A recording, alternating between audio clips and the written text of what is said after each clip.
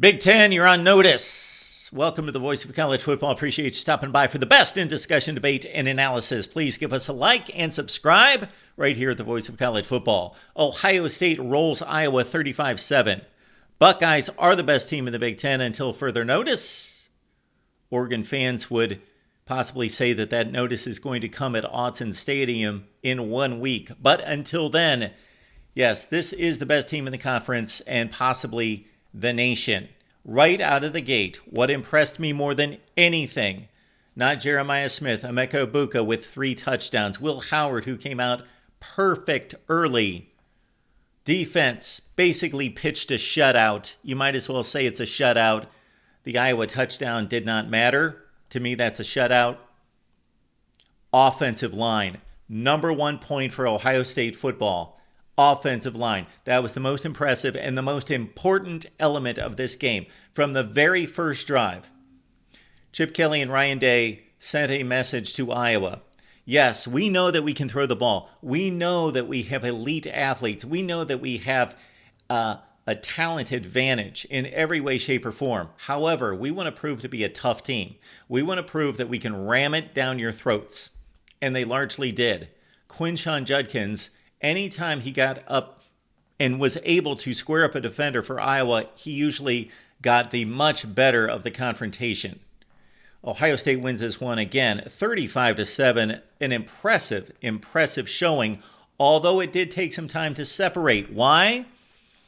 With 200 yards of total offense in the first half to 90 for Iowa, but the Buckeyes put it on the ground with, of course, Jeremiah Smith. The flash that he showed in the first half was on that pass play to the left side in which he was taking it upfield, and it looked like Ohio State was in business, but excellent play by Iowa linebacker Jay Higgins, one of the best in the business, of course, coming from the backside, and was able to strip the freshman of the football and keep Iowa in the football game. Also, when Ohio State had an opportunity as they were driving down the field to score before the end of the first half. Excellent play by the Iowa defense. I believe that was Sebastian Castro with the interception, stepping in front of Emeka Egbuka. So poor decision by Will Howard. Emeka Egbuka maybe didn't see the ball in flight quick enough. If he did, then he was not aggressive enough coming back to the football and playing defense.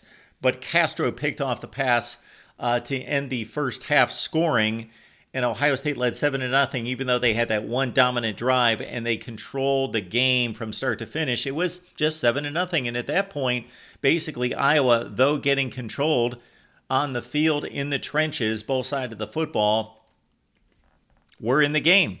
However, Ohio State just the dam broke in the third quarter, no doubt, with 5 consecutive touchdown possessions by the Buckeyes. Of course, Iowa also stopped Ohio State after they had a successful drive to that point on a 4th and 2 as Will Howard was stuffed by the Iowa defense. Y.A. Black just threw the guard right in Will Howard's lap and then made the tackle for loss at the line of scrimmage. Iowa, unfortunately for the Hawkeyes, they pulled off a successful fake punt. However, Kirk Ferentz called a timeout right at the whistle, and they would have made the conversion because, as it was indicated on the field, all the players were going full go. So Iowa did a nice job of pulling off the fake punt. Unfortunately, called timeout, then eventually had to punt.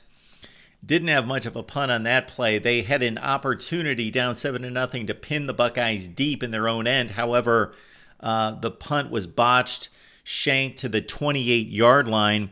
But again, the Buckeyes fumbled on the Jeremiah Smith play. Ohio State led in total yardage at this point, about 3-1.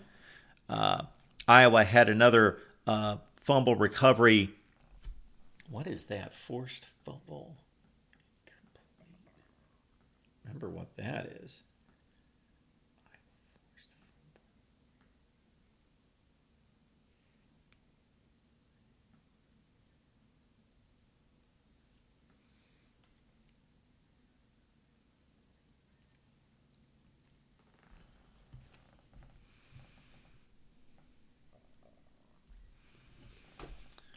Aside from the one Aside from the one interception, Will Howard throwing the ball exceptionally well in the first half and throughout the ball game. 21 of 25 hit on the first 11 attempts, 5 total touchdowns for Will Howard, but we will get to the scoring in the second half because Ohio State only led 7-0. Cade McNamara, he looked really good. He came out confident and was generally given a clean pocket early. Then the Ohio State pass rush started to tee off as the big other key to the game in addition to the Ohio State offensive line was the Iowa offensive front could not get any movement for Caleb Johnson. And by the time they did, the game was over. 15 carries, 86 yards does not tell the story. The Ohio State rush defense was exceptional in this game. And then once they came out after intermission, it was just a demolition crew. Judkins got the running game revved up in the first drive of the second half, and then Jeremiah Smith made that ridiculous catch. I guess it's going to be one a week with the ridiculous one-handed catches as he fought off the defender in the corner of the end zone and just basically used one hand to push him off, hold him off, and then one to catch the football. 14-0, and the Buckeyes had some breathing room at that point, and based on the Iowa approach to offense, number one, and just their lack of skill on that side of the football, combined with possibly facing the best defense in the country, you kind of knew that maybe it was just the start of a complete avalanche, which it was, or at least it would be just maybe an Ohio State 14-3 type win. Next Iowa drive, Jack Sawyer with the strip sack. That led to a Will Howard touchdown. Buckeyes led it 21-0. And then Davison Igbinosun was playing his typical wrestling match with the wide receiver along the sideline. However, the pass coming his way was tipped. Therefore, whatever jostling was going on did not matter because, of course, the tip ball negates any kind of pass interference.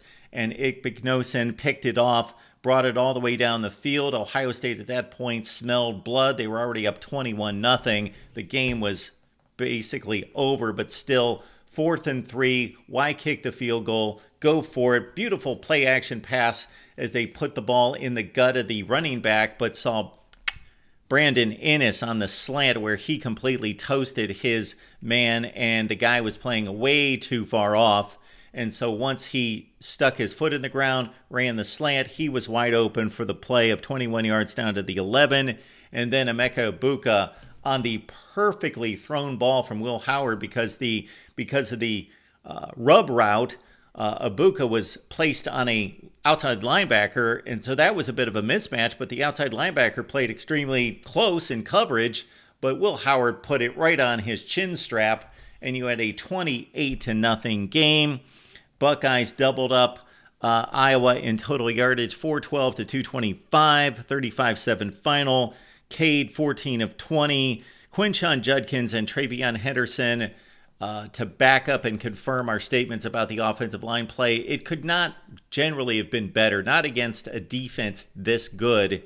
24 carries for $139 against an Iowa defense. And if you saw especially Judkins running as hard as he did and always does, Travion Henderson, I've commented in recent years, he is a different back 2023-24 than he was in 2021-22.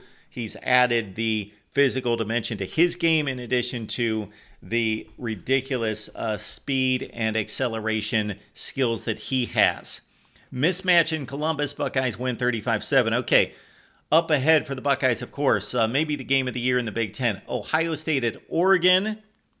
You can do a Michigan State comp on that game. I would say that Oregon dominated Michigan State more than Ohio State did, but 38-7, 31-10 on the scoreboard. The Buckeyes had the better of Sparty, and that game was on the road. But if you watched the Oregon-Michigan State game, it was not a game on Friday night.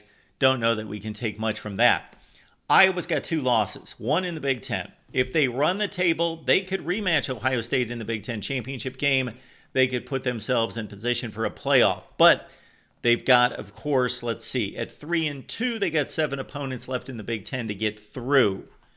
They will be favored in all of those games unless Nebraska plays extremely well and will be favored, it's possible, at Kinnick Stadium to close out the year. So hope is not dead for Iowa, but they are running on a thin line at this point after the blowout loss. It would have helped their playoff chances, of course, in terms of a committee resume and evaluation if they would have played this game closer. Ohio State wins it 35-7. Your thoughts down below. Keep in mind, we've got an Iowa show with Corey Brada from the Hawkeye of the Storm every Tuesday at 5:30 Eastern, 4:30 Central on the Hawkeyes channel here at the Voice of College Football. Our Ohio State talk is live Wednesdays at 11 a.m. Eastern Time on the Ohio State channel. And keep it locked in right here at the Voice of College Football.